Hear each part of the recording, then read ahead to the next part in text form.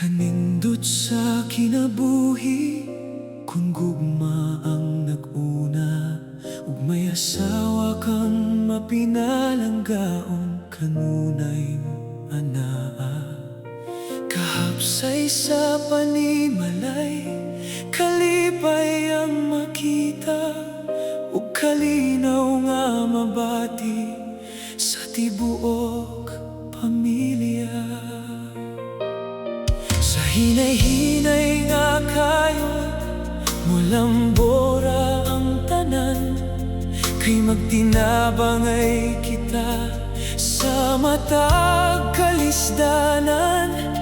Dili, kwarta o bahandi ang sukdanan sa kalipay, Kundili, gugma pagsabot o Gino-ong atong giya.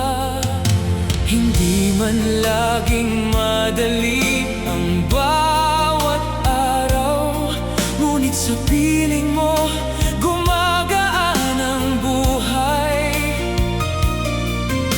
Kapag pagod ako, iyakap mo ang pahinga sa simpleng tahanan natin, kumpleto ang saya. Swerte ko sa akong asawa,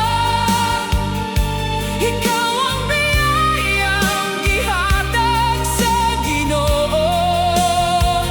You fill our home with love and light, and make our darkest days feel bright. Sapagat iman nimo kanakog sa atong mga anak, pagmamahal mong wagas ay walang katapat. Swerte ko, tunay akong pinagpala,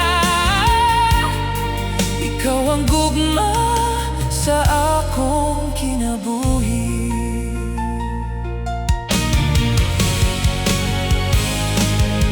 Matag buntag pagkaon, andam na sa lamesa, pati sini na sa akong lakaw.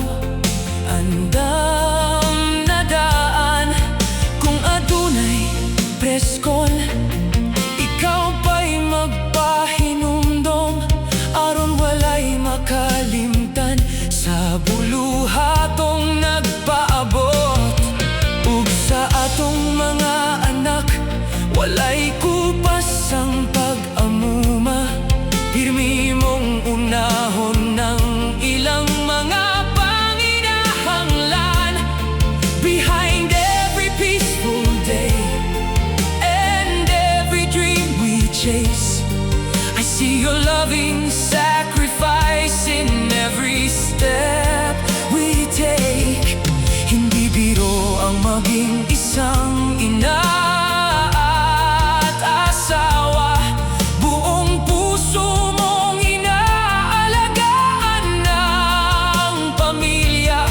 Busa ako isip pa na, kini akong panaad, ang imong kaayo suklian sa gugmang walay kupas.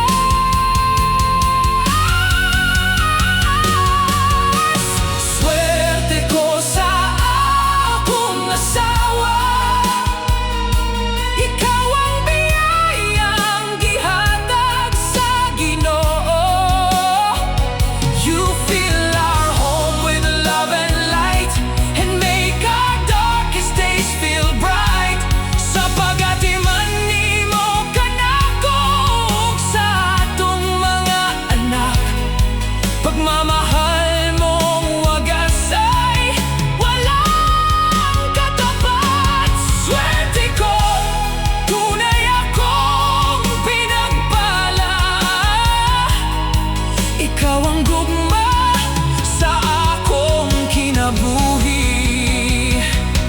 In every prayer, I thank the Lord for the love and grace that you have brought. Hindi man marangya ang ating pamumuhay, basta't magkasama, may lakas tayong taglay. Bisan hinay ang lakang, maabot ra ang damgo.